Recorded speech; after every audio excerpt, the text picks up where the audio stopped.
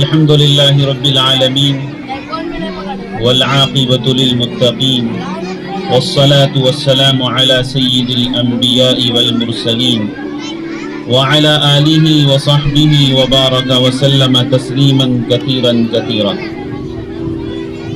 أما بعد، فأعوذ بالله من الشيطان الرجيم. بسم الله الرحمن الرحيم. يا أيها الذين آمنوا قوا أنفسكم وأهليكم نارا. صدق الله العظيم. وقال النبي صلى الله عليه وسلم: خير الأبناء خير الآباء، أو كما قال عليه الصلاة والتسليم. ایک مرتبہ درود شریف پڑھ لیجئے. اللهم صل على سيدنا شفيعنا حبيبنا ونبينا ومولانا محمد وبارك وسلم. محترم گرامی قدر سامعین اکرام، عفت مائیں اور بہنیں، اسٹیج پر زینت افروز علماء اکرام و حفاظ عظام،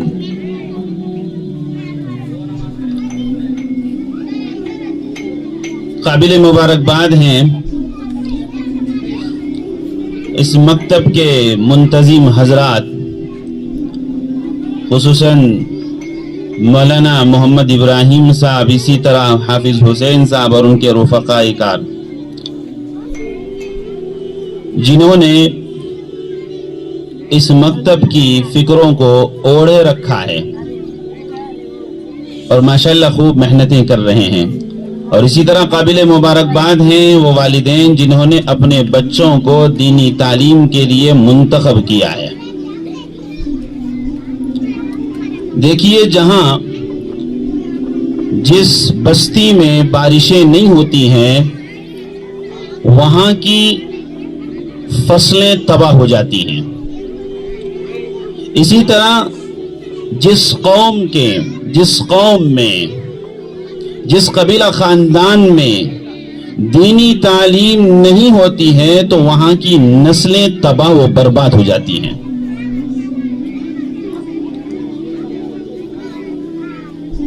عزیز سامعین اکرام،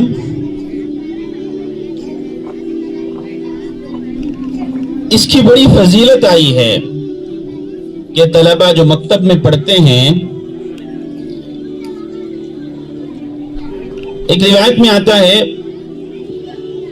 باپ اپنے بچے کو جب دیکھ کر قرآن پڑھنا سکھا دے، باپ یا ماں، والدین اپنے بچے کو قرآن پاک دیکھ کر پڑھنا سکھا دے تو اللہ تعالیٰ اس کے اگلے اور پچھلے گناہوں کو معاف کر دیتے ہیں. پڑھ رہا ہے بچہ لیکن گناہ کس کے معاف ہو رہے ہیں؟ والدین کے. اسی طرح ایک روایت میں ہے، حضرت حذیفہ بن یمان رضی اللہ تعالیٰ عنہ فرماتے ہیں کہ اللہ تعالیٰ کسی قوم اور بستی پر اپنا فیصلہ کن عذاب بھیجنے کا فیصلہ کر لیتے ہیں، بھیجنا چاہتے ہیں، بھیجنے کو ہوتے ہیں، تو اس قوم کا کوئی بچہ مکتب میں سورہ فاتحہ پڑھتا ہے، الحمدللہ رب العالمین. جب یہ پڑھتا ہے اللہ تعالیٰ اس کے پڑھنے کی برکت سے اس بستی پر ہونے والے عذاب کو 40 سال تک روک لیتے ہیں. اللہ اکبر کبیرہ، 40 سال تک روک لیتے ہیں. بتائیے کہ دینی تعلیم کا پڑھنا کتنے فضیلت کی بات ہے. ہم اس کو معمولی سے سمجھ لیے ہیں، یہ معمولی نہیں ہے، بہت قیمتی چیز ہے، بڑا قیمتی سرمایہ ہے. یہ اولاد یہ ہماری دنیا بھی ہے، یہ ہماری آخرت بھی ہے. ہم اس کی تربیت کر کے ہم دنیا کو بھی کامیاب بنا سکتے ہیں اور آخرت کو بھی کامیاب بنا سکتے ہیں. اگر ہم نے ان سے تربیت کے سلسلے میں، دینی تعلیم کے سلسلے میں ہم نے غفلت برتی، اپنے بچوں کو قرآن پاک سے نہیں جوڑا، دینی تعلیم سے نہیں جوڑا، یہ اولاد ہمیں آخرت تو دور کی بات دنیا ہی کے اندر عذاب کا نمونہ بن جائے گی. دنیا میں عذاب کا نمونہ بن جائے گی. اگر ہم اپنی اولاد کو تربیت نہیں دیں گے، دینی تعلیم سے آشنا نہیں کرائیں گے، ان کو پڑھنے لکھنے کے لیے نہیں چھوڑیں گے، دنیا تو پڑھا دیں گے، دین سے آراستہ پیراستہ نہیں کریں گے، تو گویا کہ ہم نے ان کو اللہ کا نافرمان بنا دیا۔ جب ہم نے اللہ کا نافرمان اپنی اولاد کو بنا دیا تو اللہ اس بچے کو والدین کا نافرمان بنا دیں گے، والدین کا نافرمان بنا کر نافرمانی کی شکل میں اولاد کو عذاب کی شکل میں بھیج دیں گے۔ گویا کہ وہ اولاد جس کے لیے ہم نے سب کچھ قربانیاں دی، کھلایا پلایا بڑا بڑا کیا، ہم اپنا بھوکے رہے اس کو کھلایا، ہم پیاسے رہے اس کو پلایا، ہمارے جسم پر کپڑے نئے نہیں ہیں، پرانے کپڑے ہیں، اپنے بچوں کو نئے کپڑے پہنایا، رات میں نیند کو قربان کیا، اس کے لیے اس کو سلایا، کچے بستر میں خود سوئے اس کو سوکھے میں سلایا، سب کچھ ہم نے قربانیاں دی۔ اگر ہم نے ان کو دینی تعلیم سے آراستہ نہیں کیا تو یہ اولاد دنیا میں ہمارے اللہ کے پاس سفارش کرنے کے بجائے دنیا ہی کے اندر عذاب کی شکل بن جائے گی۔ بس ہم اتنا بولنے پر اس وقت مجبور ہو جائیں گے، ہم نے اولاد سمجھ کر اس کو جنا تھا، کاش ہم نے اس کو نہیں سمجھا یہ اولاد ہے، یا سانپ اور بچھو کی شکل میں کوئی زہریلا درندہ ہے۔ کہ بڑے ہو جائیں گے جب دینی تعلیم سے آراستہ نہیں کریں گے کیا ہوگا؟ تو سنتے ہیں جگہ جگہ باپ نے اپنے بیٹے نے اپنے بچے کو بڑھاپے کی حالت میں مار دیا، گھر سے باہر نکال دیا، اپنا گھر چھوڑ کر چلا گیا، دور رہنا شروع کر دیا۔ کیوں؟ ہم نے دنیا میں ان کے آسانی کا، راحت کا، جسم کو سکون پہنچانے کا ہر طرح کا انتظام کیا، لیکن آخرت کے لیے ہم نے ان کے لیے کیا کیا؟ بھائی اس کو معلوم ہی نہیں کہ ماں باپ کا کیا مقام ہے، بھائی بہن کا کیا مقام ہے، رشتہ داروں کا کیا مقام ہے، ان کے ساتھ کیسے رہنا ہے۔ جب اس کو پتہ ہی نہیں تو ان کے ساتھ کیا سلوک کرے گا بتائیے؟ ہم تو یہ سوچتے ہیں ہم نے تو اس کو پڑھایا لکھایا، وہ ہماری بڑھاپے میں کیا بن جائے گا؟ لاٹھی کی شکل اختیار کر لے گا، سہارا بن جائے گا۔ سہارا کہاں بنے گا؟ سہارا کہاں بنے گا؟ ہم نے اس کو کیا تعلیم دی، کیا تربیت کی؟ ہم تو بہت کچھ کر لیتے ہیں لیکن دینی تعلیم سے ہم بہت دور ہیں۔ اللہ حفاظت فرمائے، اللہ حفاظت فرمائے۔ عزیز دوستو، ہم اپنے بچوں کی دینی تعلیم کی ہم خاص فکر کرنی چاہیے، اپنے بچوں کو مکتب سے جوڑنا چاہیے، مکتب سے ہم اپنے بچوں کو جوڑنا چاہیے۔ ہم کہتے ہیں کہ بہت مصروفیت ہے، ہم یہ کام نہیں کر سکتے، وہ کام نہیں کر سکتے، کیا کریں؟ صبح چلے جاتے ہیں، والد باہر چلا گیا، والد کاروبار میں باہر چلا گیا، ماں گھر کے اندر پکانے وغیرہ میں یہ دیگر چیزوں میں مصروف ہو گئی۔ میں کہتا ہوں کہ جس کی ماں کا انتقال ہو جاتا ہے یتیم ہے، یتیم ہے، اسے ہی کہا جاتا ہے نا، یتیم ہے، اس کے والدین نہیں، یتیم ہے۔ اس کا باپ کا انتقال ہو گیا، یتیم ہے، والدین نہیں ہے، کہتے ہیں کہ یتیم ہے۔ ٹھیک ہے، یتیم ہے۔ سب سے زیادہ یتیم تو وہ ہے جن کے ماں باپ زندہ ہوتے ہوئے اپنے بچوں کو وقت نہیں دیتے ہیں، حقیقی یتیم یہ ہے۔ دیکھیے اس کو دنیا کی تو ہر قسم کی راحت کا انتظام کر رہے ہیں لیکن اس کے دینی تربیت کا کیا انتظام ہو رہا ہے؟ میں آپ کو بتاؤں، کابل کا بادشاہ گزرا ہے، امیر دوست محمد، ایک غنیم، ایک فوج بادشاہ کے مقابل میں لڑنے کے لیے آ رہی ہے۔ اب اس موقع پر بادشاہ سلامت سوچتا ہے کہ اگر میرے سلطنت میں، میرے ملک میں فوج دشمن گھس آیا تو مجھے بھی خطرہ ہے، میری سلطنت کو خطرہ ہے، میری سلطنت کو خطرہ ہے، میرے رعایا کو خطرہ ہے۔ تو وہ سوچتا ہے کہ اپنے بیٹے کو سپہ سالار کمانڈر بنا کر ایک فوج اپنے دشمن سے لڑنے کے لیے بھیجتا ہے۔ کس کو بنایا؟ سپہ سالار کمانڈر، اپنے بچے کو بنایا۔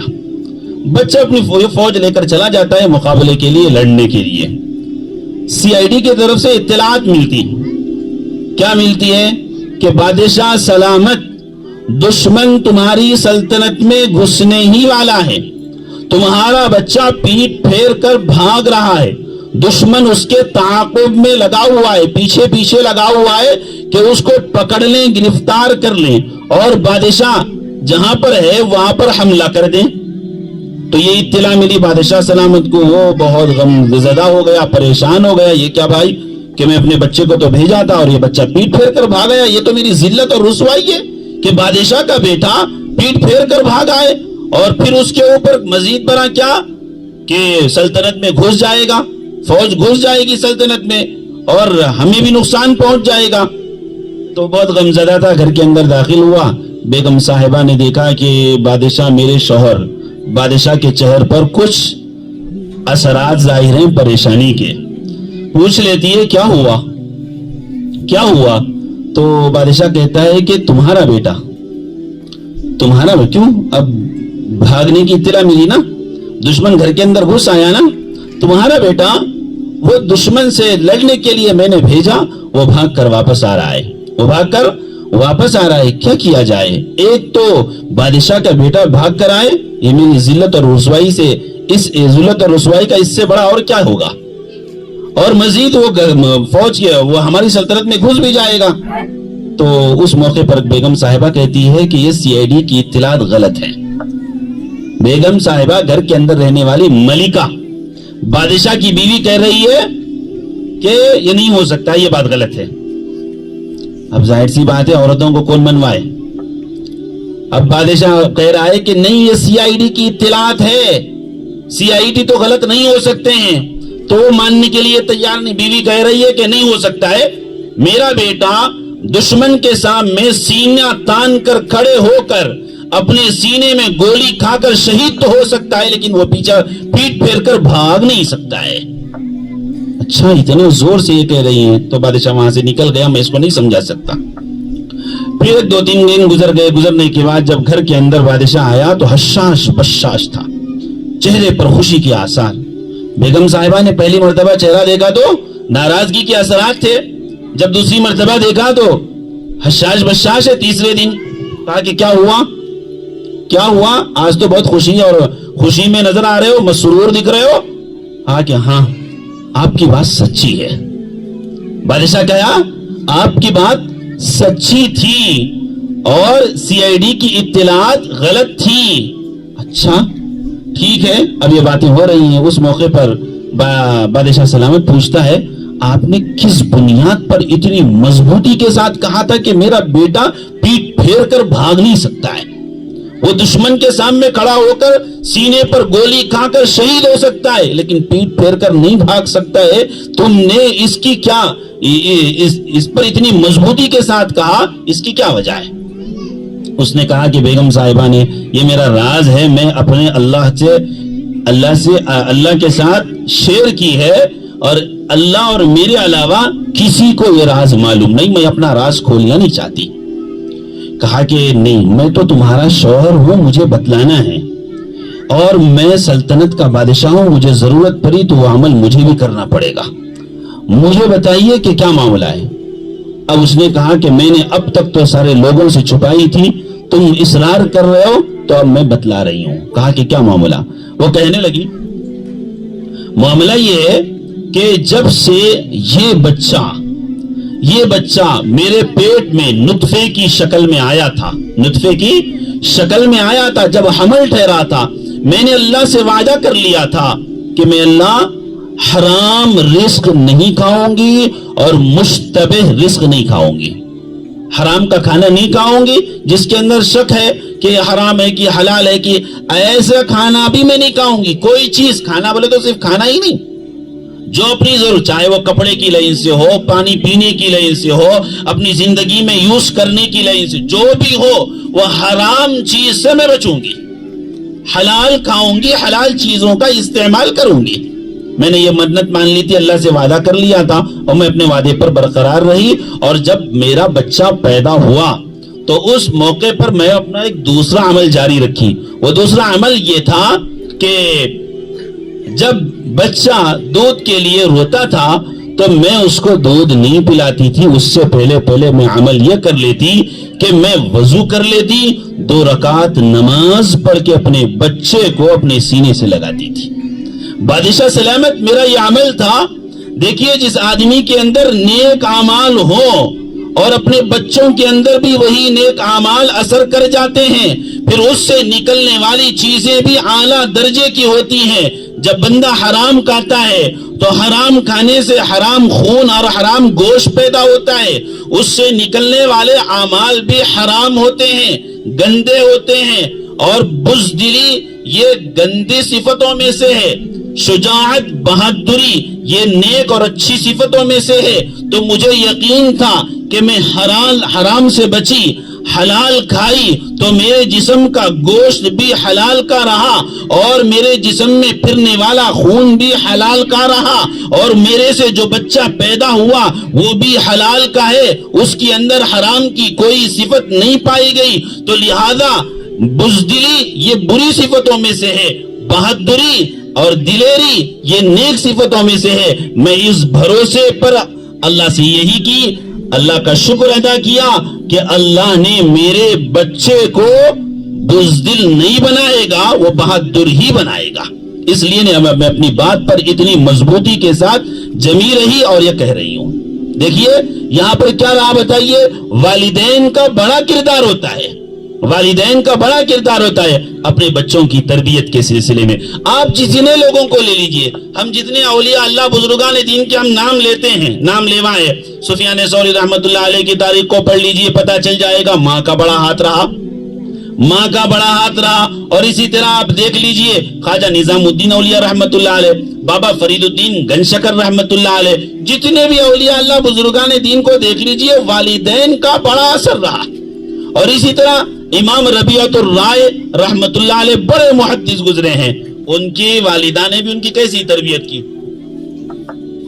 میں اصل تو مفتی صاحب کی بات سننا ہے، اس سے پہلے میں آپ حضرات کے سامنے کچھ مقدمۃ الجیش کے طور پر کچھ باتیں کہہ رہا ہوں۔ عزیز دوستو، ایک یہ واقعہ دیکھ لیجئے کہ میں بتا رہا ہوں کہ والدین کا اپنے بچوں پر تربیت کا بڑا اثر ہوتا ہے، بڑا اثر ہوتا ہے۔ ہاں، مکتب میں جو بچہ جاتا ہے، اب مولوی صاحب کو کتنے دیر ملتا ہے، وہ وقت بتائیے، 1 گھنٹہ 2 گھنٹے 3 گھنٹے، باقی کا سارا وقت کہاں گزرتا ہے؟ والدین کے پاس گزرتا ہے۔ اب والدین جیسی تربیت کریں گے ویسا پھل اس سے ملے گا، ویسا پھل اس سے ملے گا۔ آپ دیکھ لیجئے امام ربیعۃ الرائے رحمت اللہ علیہ مدینے میں رہتے تھے، عبد الرحمن فروخ ان کے والد محترمہ ہیں، تو یہ مدینے میں رہتے تھے۔ مدینے میں جہاد کا اعلان ہوا، اب اعلاء کلمت اللہ کے لیے جانا ہے، سب لوگ نکل رہے ہیں۔ یہ اپنی بیوی محترمہ کے پاس جاتے ہیں، جا کر کہہ رہے ہیں دیکھو جی سارے حضرات جا رہے ہیں جہاد کے لیے، میں جانا چاہتا ہوں، کیا ارادہ ہے؟ کہ جاؤ، آپ بھی جاؤ۔ بیوی محترمہ نے کہا کہ جاؤ، ٹھیک ہے۔ انہوں نے کہا کہ دیکھو میرے پاس یہ 30,000 اشرفیاں ہیں، اس کو آپ رکھ لو، اس کو آپ رکھ لو۔ دے دیے، چلے گئے۔ کتنے؟ 1 سال 2 سال 3 سال نہیں، 27 سال۔ کتنے؟ 27 سال تک چلے رہے۔ کہاں؟ جہاد میں۔ ایک جنگ سے فتح ہو گئی، پھر دوسری جنگ میں لگ گئے، پھر دوسری جنگ ہو گئی، تیسری جنگ میں لگ گئے۔ اس طرح مستقل کرتے کرتے 27 سال کا عرصہ گزر گیا۔ اور عبد الرحمن فروخ رحمت اللہ علیہ اپنی بیوی کو جو چھوڑ کر جا رہے ہیں، اس موقع پر بیوی محترمہ حمل سے تھی۔ بیوی محترمہ کیسے تھی؟ حمل سے تھی، اور 30,000 اشرفیاں دے کر چلے گئے۔ اب وہاں سے رخصت ہو گئے، اب کبھی موقع نہیں ہوا واپس آنے کا، کوئی خط نہیں آیا، کچھ نہیں آیا۔ مدینے والوں نے تو یہ سمجھ لیا تھا کہ عبد الرحمن فروخ کا انتقال ہو گیا ہوگا، اس لیے کہ 27 سال کوئی خط بھی نہیں آیا، زندگی کا ہے یا نہیں ہے کچھ پتا نہیں، تو لہذا ان لوگوں نے سمجھ لیا کہ انتقال ہو گیا ہوگا۔ عبد الرحمن فروخ رحمت اللہ علیہ کی محترمہ، ان بیوی محترمہ جو 30,000 اشرفیاں تھیں، اس موقع پر اپنے بچوں کو انہوں نے پڑھایا، اپنے بچے کو پڑھایا، بہت تربیت کی۔ 27 سال گزرنے کے بعد، میں 27 مہینے نہیں کہہ رہا ہوں، 27 دن نہیں ہے، 27 سال کے بعد جہاد سے واپس آ رہے ہیں۔ کہاں آ رہے ہیں؟ مدینہ۔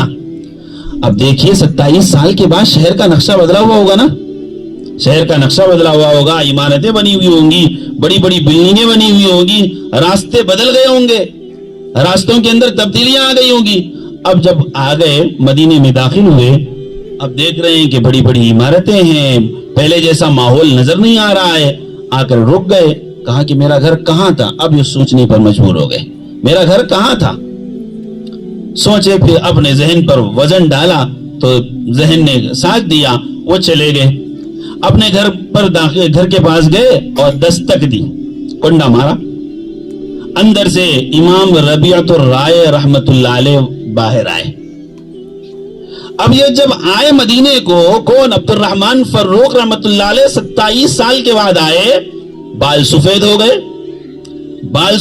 بوڑھے ہو گئے, اور آنکھ کی بینائی کمزور ہو گئی, تھوڑی سی کمزور ہو گئی, پورا مکمل نظر نہیں آتا. گھوڑے پر سوار اندر مدینے میں داخل ہو گئے اور گھر پر جا کر دستک دی. جب دستک دی, باہر آیا بیٹا جو نہ کبھی باپ کو دیکھا تھا, نہ باپ نے اپنے بیٹے کو دیکھا تھا.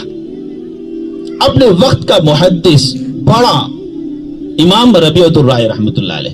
اب باہر آئے, کہہ رہے ہیں کہ کون ہو تم؟ بیٹا اندر سے کہہ رہا ہے باہر نکل کے, کون ہو تم؟ باپ والد محترم عبد الرحمن فروخ رحمت اللہ علیہ کہتے ہیں کہ یہ میرا گھر ہے, یہ میرا گھر ہے, میں اس گھر میں داخل ہونا چاہتا ہوں. کہا کہ یہ تمہارا نہیں ہے, ہمارا گھر ہے, آپ کو غلط فہمی ہو گئی, یہاں سے چلے جاؤ. کون کہہ رہا ہے؟ بیٹا کہہ رہا ہے آپ کو غلط فہمی ہو گئی ہوگی, یہاں سے چلے جاؤ. یہ آپس میں باتیں چل رہی ہیں. اب ادھر سے عبد الرحمن فروخ رحمت اللہ علیہ کی بیوی محترمہ امام ربیعۃ الرائے رحمت اللہ علیہ کی والدہ محترمہ, وہ دریچے سے جھانک لیتی ہے کہ کسی کا آپس میں تکرار ہو رہا ہے, بحث ہو رہی ہے, گفتگو ہو رہی ہے. ظاہر سی بات ہے, شوہر ہے, شوہر کی آواز کان میں پڑتی ہے تو پہچان لیتی ہے کہ میرا ہی شوہر ہے, جو 27 سال پہلے وہ جہاد کے لیے نکلا تھا. اب پھر وہ جھانک کر دیکھ لیتی ہے اور تو پہچان لیتی ہے کہ میرے ہی شوہر ہیں.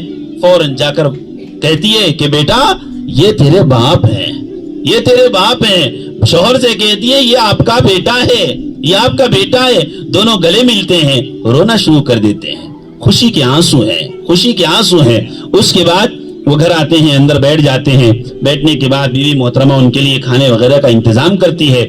انتظام کرتے ہوئے وہ پوچھتی ہے, شوہر پوچھتے ہیں میں تمہیں 30,000 اشرفیاں دیا تھا, تم نے یہ کیا کیے, تم نے یہ کیا کیے؟ اب کھانا کھاتے باتیں چل رہی ہیں. تھوڑی دیر میں فجر کی اذان ہو جاتی, فجر کی اذان ہو جاتی. تو بیوی محترمہ کہتی ہے کہ ٹھیک ہے آپ نماز کے لیے جا کر آئیں, اس کے بعد ہم بات کریں گے, اس کے بعد ہم بات کریں گے. جب وہ نماز کے لیے چلے گئے, نماز سے نماز مسجد میں پڑھ لیتے ہیں. ابھی نماز پڑھ رہے ہیں, روضے رسول صلی اللہ علیہ وسلم کے سامنے ایک زبردست مسند لگا ہوا ہے, مسند اسٹیج لگا ہوا ہے. اللہ کے رسول صلی اللہ علیہ وسلم کے مدینے میں مسجد نبوی میں روضہ رسول کے سامنے ایک زبردست اسٹیج لگا ہوا ہے. فجر کی نماز ہوئی, نماز کے بعد بہت سارے لوگ کاپی قلم لے کر بیٹھے ہوئے ہیں, کاپی قلم لے کر بیٹھے ہوئے ہیں کہ کوئی ایک عالم دین آئیں گے, وہاں بیٹھیں گے, حدیث پڑھائیں گے تو اس کو وہ لکھیں گے. یہ طلباء اسٹوڈنٹ بیٹھے ہوئے ہیں کہ کسی کا انتظار کرتے ہوئے. اب یہ سارا منظر عبد الرحمن فروخ رحمت اللہ علیہ وہ نماز کے لیے آئے تھے. اب دیکھیں کہ بھئی مسند لگا ہوا, اتنا شاندار مسند لگا ہوا ہے اور اتنے ڈھیر سارے لوگ بیٹھے ہوئے ہیں, اس کے انتظار میں کون ہے؟ پھر آ کر وہ بیٹھ جاتے ہیں. امام ربیعۃ الرائے رحمت اللہ علیہ آ کر بیٹھ جاتے ہیں, وہ حدیث پڑھاتے ہیں. سارے لوگ بہت غور سے سنتے ہوئے بیٹھتے ہیں, لکھ رہے ہوتے ہیں. اب یہ دور بیٹھے ہوئے رہتے عبد الرحمن فروخ رحمت اللہ علیہ. وہ سامنے والے آدمی سے پوچھتے ہیں کہ بھئی یہ کون عالم دین ہے, یہ کون عالم دین ہے؟ کیونکہ مدینے والے تو یہ سمجھ لیے تھے عبد الرحمن فروخ کا انتقال ہو گیا ہوگا, کئی سال کا عرصہ گزر گیا ہے کا, تو لہذا وہ انتقال کر گئے ہوں گے. وہ مدینے والا جو آدمی سامنے بیٹھا ہوا تھا وہ کہنے لگا یہ عبد الرحمن فروخ کا بیٹا ہے. ان کو معلوم نہیں کہ یہ عبد الرحمن فروخ بیٹھے ہوئے ہیں. کہنے لگا کہ عبد الرحمن فروخ کا بیٹا ہے امام ربیعۃ الرائے, یہ بڑا محدث ہے, بہت زبردست عالم دین ہے, یا حدیثیں پڑھاتے ہیں, یہ ہمیں روزانہ کا حدیث کا درس دیتے ہیں, سبق پڑھاتے ہیں. ٹھیک ہے. اب اس کے بعد سارا معاملہ ہو گیا. اب یہ جب سنتے ہیں کہ عبد الرحمن فروخ کا بیٹا ہے تب بھی وہ رونا شروع کر دیتے ہیں کہ اللہ نے میرے بیٹے کو کتنی عزت بھری زندگی سے نوازا ہے, کتنی عزت دی اللہ تعالیٰ نے کہ مدینہ منورہ میں مسجد نبوی میں روضہ رسول کے سامنے وہ حدیث کا سبق پڑھاتے ہوئے بیٹھا ہوا ہے. اب گھر میں آئے, بیوی محترمہ نے سوال کیا آپ کو 30,000 اشرفیاں چاہیے یا آپ کے بیٹے کی عزت چاہیے؟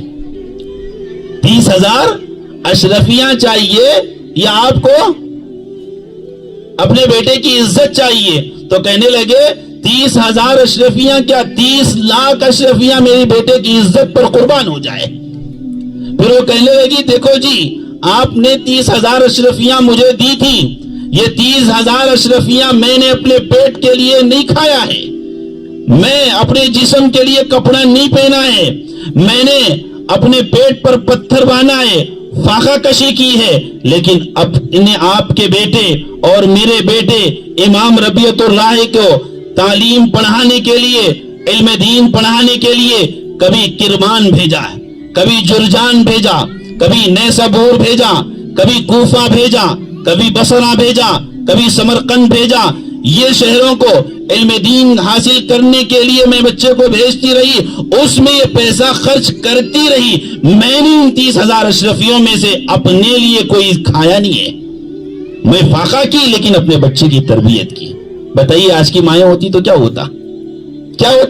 تو عزیز دوستو، ماؤں کا بڑا دخل ہوتا ہے، ماؤں کی بڑی تربیت ہوتی ہے، تب جا کر کوئی چیز آگے ایک نتیجہ ملتا ہے تو کچھ محنتوں کے بعد ملتا ہے۔ اگر محنت نہ ہوگی تو نتیجہ کیسے ملے گا؟ تو عزیز دوستو، اصل تو ہمیں ابھی مولانا سے سننا ہے، مفتی صاحب سے سننا ہے، اہم باتیں آئیں گی، بہت غور سے ہمیں سننا ہے، تو اس سے پہلے میں نے 2 باتیں آپ حضرات کے سامنے رکھ دوں، اس لیے میں میک لیا۔ تو ہمیں چاہیے، والدین کو چاہیے کہ اپنے بچوں کی خاص تربیت کریں، اور یہ جو نظام چل رہا ہے مکتب کا، اپنے بچوں کو پابندی سے بھیجیں، مسلسل بھیجتے جائیں گے تو ایک وقت آئے گا تو وہ نتیجہ آپ کے سامنے نظر آئے گا۔ آج ڈال دیں کل ہی ہمیں نتیجہ مل جائے، ایسے نہیں ہوگا، ہم مسلسل محنت کرنا ہے۔ دیکھو پانی کا قطرہ ہوتا ہے نا، پہاڑ کے اوپر مسلسل ایک زوردار بارش ہو گئی، یا آپ ایک بیرل پانی اس کے اوپر کیا کر دیا، ڈال دیا، کچھ اثر ہوا اس کے اوپر؟ نہیں ہوا۔ اچھا 1 سال تک ایک قطرہ پتھر پر گرتا رہا،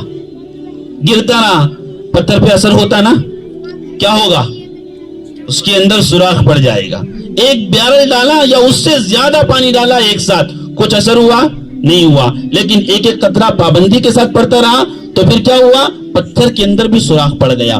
اپنے بچوں کو پابندی سے بھیجنے کے بعد ایک وقت میں نتیجہ ہمارے سامنے آتا ہے، ایک وقت میں، ایسے نہیں کہ ہم نے 2 دن بھیج دیا پھر چھوڑ دیا، ایسے نہیں ہوگا، آدمی بھول جائے گا، ختم ہو جائے گا، پھر سرے سے پھر پڑھانا پڑے گا۔ آدمی جب سفر میں نکلتا ہے تو رک کر جائے گا تو منزل پہ پہنچے گا، آج نہیں جاؤں گا، ٹہر جاؤں گا، بعد میں دیکھ لیں گے، تو منزل اس کی نہیں ملے گی جلدی۔ مسلسل کام کرتا رہے گا تو پھر منزل بھی اس کو جلد مل جائے گی۔